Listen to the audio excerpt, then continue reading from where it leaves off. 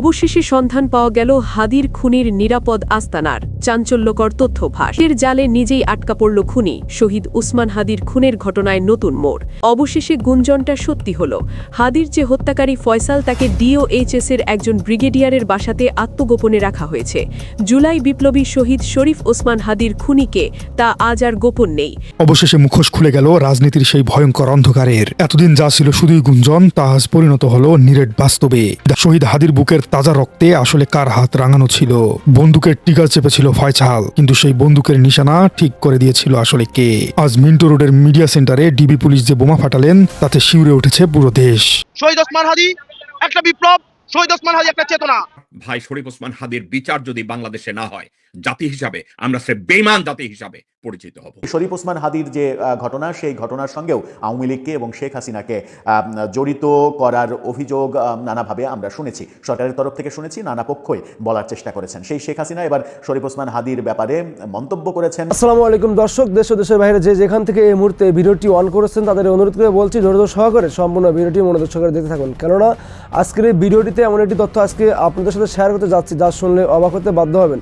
দর্শক, তারই সাথে ভিডিওর শুরুতে ভিডিওর যে অংশগুলো আপনারা ইতিমধ্যে দেখেছেন তার মূল বিস্তারিত আপনারা সামনে দেখতে চলছেন। দর্শক, আমি আর কথা বাড়াবো না, মূল ভিডিওতে নিয়ে যাব। তার আগে বলবো, যারা এখনও পর্যন্ত আমাদের এই চ্যানেলটি সাবস্ক্রাইব করেন নাই, প্রতিনিয়ত আপডেট গরম গরম খবর পেতে আমাদের এই চ্যানেলটি সাবস্ক্রাইব করে পাশে থাকা বেল বাটনটি বাজিয়ে দিবেন।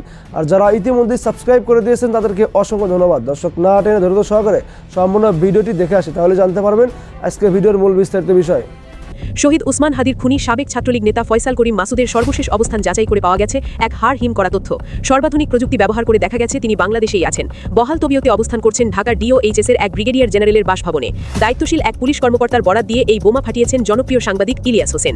কিন্তু প্রশ্ন হচ্ছে, সামরিক প্রশাসনের এত প্রভাবশালী একজন ব্যক্তির কাছে খুনি পৌঁছল কিভাবে? ক্ষমতার চেয়ারে বসে কারা এই খুনিকে পাহারা দিচ্ছে?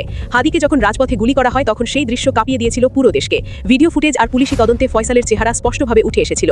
সেদিনের সেই নির্মমতার পর খুনি ফয়সাল আত্মগোপনে চলে যায়। কিন্তু ডিজিটাল যুগে অপরাধের পায়ের ছাপ লুকানো সম্ভব নয়। তদন্তকারী কর্মকর্তারা ফয়সালের লোকেশন ট্র্যাক করেছেন, আর সেই লোকেশন সরাসরি নির্দেশ করছে ঢাকা ডিওএইচএস এর একজন প্রভাবশালী ব্রিগেডিয়ার জেনারেলের বাসভবনকে। যখন পুলিশ কর্মকর্তারা নিশ্চিত হলেন যে হাদির খুনি এই ব্রিগেডিয়ার জেনারেলের বাসাতেই আছে, তখন তারা সেখানে অভিযানের প্রস্তুতি নেন। কিন্তু এই পর্যায়ে শুরু হয় আসল নাটক। রাষ্ট্রের উচ্চপদস্থ সেই কর্মকর্তার বাসভবনে পুলিশকে ঢুকতে বাধা দেওয়া হয় উপরমহল থেকে। খুনি ভেতরে আছে জানার পরও প্রশাসন তাকে ধরতে পারেনি, কারণ উপরতলার নির্দেশ ছিল নো এন্ট্রি। প্রশ্ন জাগে, একজন শহীদ জুলাই যোদ্ধার খুনির সাথে একজন ব্রিগেডিয়ার জেনারেলের কিসের সম্পর্ক? পরবর্তীতে কি তাকে সেখান থেকে নিরাপদে সরিয়ে দেওয়া হয়েছে? এই জবাবদিহিতা জনগণের দাবি। শহীদ ওসমান হাদি একটা বিপ্লব, শহীদ ওসমান হাদি একটা চেতনা। আমরা সেই চেতনা বিশ্বাসী। আপনারা দেখেছেন যে কিছুদিন আগে একটা কাজের মেয়েদের বাড়িওয়ালা খুন করেছিল। ওর কাছে মোবাইল ছিল না, কোনো তথ্য প্রযুক্তি কিছু ছিল না, তাকে অ্যারেস্ট করা সম্ভব হয়েছে। কিন্তু ওসমান হাদিকে প্রকাশ্যে খুন করা হয়েছে, মানুষের সামনে হত্যা করা হয়েছে, সিসি ক্যামেরা, মানুষ সবকিছু দেখেছে, তারপরও সরকার হত্যাকারীকে ধরতে পারছে না। এটা আমরা মনে করি সরকার একটা নাটক করছে। আমরা বিশ্বাস করি এই হত্যার সাথে রাঘব বোয়াল বলতে বড় বড় রাজনীতিবিদ বলতে পারেন দেশের উচ্চ শ্রেণীর মানুষ জড়িত। এটা আমরা বিশ্বাস করি। নাহলে এতদিন হয়ে গেল, এখন পর্যন্ত যা হত্যা করেছে তাদের বিচার করতে হয় না। আমাদের স্পষ্ট কথা, এই হত্যার সাথে ভারত জড়িত। আমাদের স্পষ্ট কথা, এই দেশের এই জাতির শত্রু ভারত। ভারতকে মোকাবেলা করতে হবে। আমাদের স্বাধীনতার সার্বভৌমত্বের উপর যারা নজর দিবে তাদের কোনো রক্ষা নেই। আমরা বলতে চাই, এই জাতি বীরের জাতি, এরা রক্ত দিতে জানে। 1971 সালে দেখিয়েছে, 5 আগস্ট দেখিয়েছে, 1952 সালে দেখেছে। নতুন স্বাধীনতার জন্য এই প্রজন্ম তৈরি। ভারতের আধিপত্য থেকে বাঁচতে এই দেশের লক্ষ লক্ষ ছাত্র জনতা মাঠে নেমেছে। এই দেশের সাধারণ মানুষ সহযোগিতা করবে ভারতের আধিপত্য থেকে বাঁচতে। আমাদের কথা একটা, টেকনাফ থেকে তেতুলিয়া, রূপসা থেকে বাতুলিয়া খবর দে, ভারতের আধিপত্য এই দেশ থেকে খবর দে। আমরা জানি প্রতিবেশী দেশ খারাপ হলে কিন্তু তাদের বদলানো যায় না। একটা প্রভাব কিন্তু কাছে, প্রতিবেশী দেশ খারাপ হলেও তাদের বদলানো যায় না। তবে আমরা এটাও জানি খারাপকে কিভাবে শাস্তি করতে হয়, এটা আমরা জানি। আমরা খারাপকে শাস্তি করার জন্য প্রস্তুত। ভারত আমাদের এই জাতির শত্রু, এটা স্পষ্ট কথা। দিল্লির আধিপত্যের পক্ষে যারা অবস্থান করবে তারা আমাদের শত্রু, যারা দিল্লির আধিপত্যের বিপক্ষে কথা বলবে তারা আমাদের বন্ধু। আপনি যে ভাই শরীফ ওসমান হাদির বিচার যদি বাংলাদেশে না হয়, জাতি হিসাবে আমরা সে বেঈমান জাতি হিসাবে পরিচিত হব। বেগম জিয়া মারা গেছেন, আমি এটাকে মৃত্যু বলি না, আমি আদৌ বিশ্বাস করি না বেগম জিয়া মৃত্যুবরণ করেছেন। তাকে মেরে ফেলা হয়েছে। This is one of the another example of extra judicial killing। বিচারের মাধ্যমে প্রহসন হয়েছে, হাজতে পাঠিয়ে চিকিৎসার নামে তাকে হত্যা করা হয়েছে। এই কাজগুলো করা হয়েছে। বেগম জিয়ার মৃত্যুকে আমি স্বাভাবিক মৃত্যু মনে করি না। আমাকে অনেকে ফোন করে বলেছে, আপনি বলেন যে বেগম জিয়া হত্যা মামলা করা হোক। আমি তাদেরকে সাথে সাথে বলেছি, বাংলাদেশের যতগুলো রাজনৈতিক হত্যাকাণ্ড শুরু হয়েছে সিরাজ শিকদার থেকে শুরু করে আজ অবধি, ইনক্লুডিং বেগম খালেদা জিয়া, প্রত্যেকটা হত্যাকাণ্ডের বিচার আমি চাই। একটা কারণে চাই, প্রত্যেকটা হত্যাকাণ্ডের সাথে ভারত ইনভলভ। এই প্রত্যেকটা হত্যাকাণ্ড দরকার। এখন আমরা সবাই সিরাজ শিকদারের কথা মনে করি, আমরা সবাই জিয়া রহমানের হত্যার কথা মনে করি, মুজিব শেখের হত্যার কথা মনে করি, কারণ এরা তো অনেক বড় বড় রাজনৈতিক নেতা ছিলেন। কিন্তু আমরা কেউ, আমার ভাই শরীফ ওসমান হাদি যাকে খুন করা হয়েছে, বিচারের ক্ষেত্রে আমরা কি তার কথা ধীরে ধীরে ভুলে যাচ্ছি? এই প্রশ্নটা আপনাদের সবার কাছে আমার। কারণ কি আমরা কি তার বিদ্রোহী আত্মার হুঙ্কার কি শুনতে পাচ্ছি না? আমাদের কান থেকে দূরে সরে যাচ্ছে। কারণ আমার ভাই শরীফ ওসমান হাদি অত বড় নেতা ছিলেন না, এই জন্য আমার দৃষ্টিতে শরীফ ওসমান হাদি বাংলাদেশের আইকনিক নেতা। আর আমার ভাই শরীফ ওসমান হাদির বিচার যদি বাংলাদেশে না হয়, জাতি হিসাবে আমরা সে বেঈমান জাতি হিসাবে পরিচিত হব।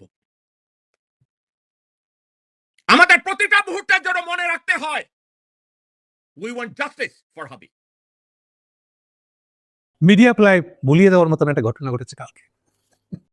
আজকে প্রত্যেকটা মিডিয়া এই খবরটা নয়ানভাবে ছাপছে, কিন্তু কালকের সারাদিনের সবচেয়ে উত্তেজনাময় খবরটা ছিল জকসু, মানে জগন্নাথ ইউনিভার্সিটি, সদ্য ইউনিভার্সিটি হয়েছে, ইউনিভার্সিটি হওয়ার পর এটি তাদের কেন্দ্রীয় সংসদের ইলেকশন।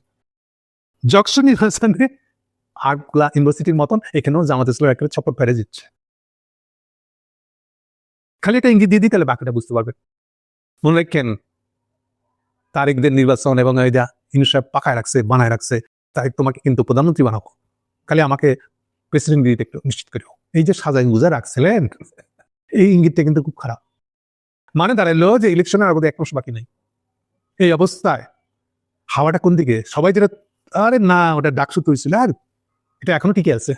এই যে ট্রেনটা, কি ট্রেন? ট্রেনটার সার কথাটা হলো বিএনপিকে বয়কট করতেছে রিয়েল ভোটার যারা, দলের কর্মী বাহিনীরা। যারা দলের কর্মী তা তো দিবেই, দলের কাছে টাকা। প্রার্থীর সঙ্গে রিলেটেড যে লোকটা, সে তো প্রার্থীকে ভোট দিবি, বিএনপি প্রার্থীকে। তাদের কথা বলছি না, আম পাবলিক বলতে যেটা বোঝায়, তারা ডেফিনেটলি অ্যান্টি ইন্ডিয়ান এবং তারা মনে করে তারাই প্রো ইন্ডিয়ান। এই জিনিসটা রিফ্লেক্ট করতেছে। এর ব্যাখ্যা দিয়েছি আমি অনেক আগে, মানতে চায় না এই লোকে। এখন এটা কিভাবে ব্যাখ্যা করবেন আপনি? জগন্নাথ বিশ্ববিদ্যালয়ের ইয়েটাকে কিভাবে ব্যাখ্যা করবেন বলেন না? অনেকে বাজি ধরে বলছিল আর জামাত ইসলাম জিতবে না। আরে দেখেন, ভুলে যান না বিএনপি কতগুলো জরিপ বানাইছিল, মানে পয়সা দিলে যে জরিপ করা যায়। এবার দেখেন 70% বিএনপির ভোটার, জামাত 19%। এখন কি হলো? আপনি এই যদি জরিপ হয়, তাহলে এই ইলেকশনের রেজাল্টটা, জগন্নাথ ইউনিভার্সিটির ইলেকশনের রেজাল্টটা কি আপনার সাথে মিলে না কন্ট্রাডিক্টরি? অর্থাৎ তারেকের বিপদ যে কাটে নাই, সে ইঙ্গিত এটা। ফলে আজকে সারাদিন সমস্ত পত্রিকাকে আপনারা লো টোনে এই প্রসঙ্গ নিয়ে বেশি কথা বলতে দেন নাই। যা কিছু রিপোর্ট ছাড়ছে ভোরবেলা বলা যায়, কালকের মধ্যে যা হয়েছে ভোরবেলা, এরপরে নাই। তাহলে এইটা দিয়ে কি দিন কাটবে? এখন আমার মূল কথাটা বলতে হবে। ঈদের মানে লেটেস্ট যে খবর শুনছি, ভয়াবহ খবর। মূল ঝগড়াটা লেগে গেছে এখন কোন ঝগড়া? এই যে পাকানো নির্বাচন, অ্যারেঞ্জড নির্বাচন। অ্যারেঞ্জ নির্বাচন বা পাকানো নির্বাচনটা যে জায়গায় গিয়ে আটকে গেছে, যেটাকে বাইরে দিক থেকে দেখে মনে হচ্ছে ইউনূস সাহেবের সাথে, ইউনূস সরকারের সাথে ইন্ডিয়ানদের একটা ভালো বিরোধ লাগছে না। এটা বিরোধটা হচ্ছে যে তারেককে কে ভাগে নিবে, কায় কামড়া কামবে, ঠেলা গুতা। ইউনূস সাহেব বলতে যাচ্ছে আগে তারেক আমার সাথে ডিল করবে, তারপরে তুমি ইন্ডিয়ার সাথে যাবা। ইন্ডিয়া বলতেছে না, আমার সাথে আগে কথা বলবে। এইটারই বাইরে দিকটা হলে যে ক্রিকেট খেলা, মুস্তাফিজ, হ্যান ত্যান, অমুক তমুক, কি খেলতে যাবো না, এই সবকিছু থেকে না। ডেফিনেটলি ইউনূস সাহেব এই শেষ জীবনে, মানে ক্ষমতার শেষ জীবনে এসে এখন কেন ইন্ডিয়া বিরোধী হয়ে গেল? এত বড় ইন্ডিয়া বিরোধী আমরা আগে দেখিনি। 1.5 বছর হয়ে গেল না ক্ষমতা, এই শেষ জীবনে এসে উনি এত ইন্ডিয়া বিরোধী। বাপ বাপ, একটু লেজে হাত দেওয়া যায় না? হ্যাঁ, কাছাকাছি গেলে উল্টা লেজের বাড়ি দেয়। দর্শক শ্রোতা, আশা করি সম্পূর্ণ ভিডিওটি মনোযোগ সহকারে দেখলেন এবং সবগুলো বিশ্লেষকের বিস্তারিত আলোচনা মনোযোগ সহকারে শুনলেন। তো দর্শকের ভিডিওটি দেখে কি জানলেন, আপনার গুরুত্বপূর্ণ মতামতটা আমাদের কমেন্ট বক্সে জানিয়ে যাবেন এবং ভিডিওটি শেয়ার করে সবাইকে দেখার সুযোগ করে দিবেন। দর্শক, এরকম প্রতিনিয়ত আপডেট গরম খবর পেতে অবশ্যই আমাদের এই চ্যানেলটি সাবস্ক্রাইব করে রাখবেন। আজকের মতো এখানেই বিদায় নিচ্ছি, দেখা হবে নতুন একটা ভিডিওতে। ততক্ষণ পর্যন্ত সাথেই থাকবেন, ধন্যবাদ।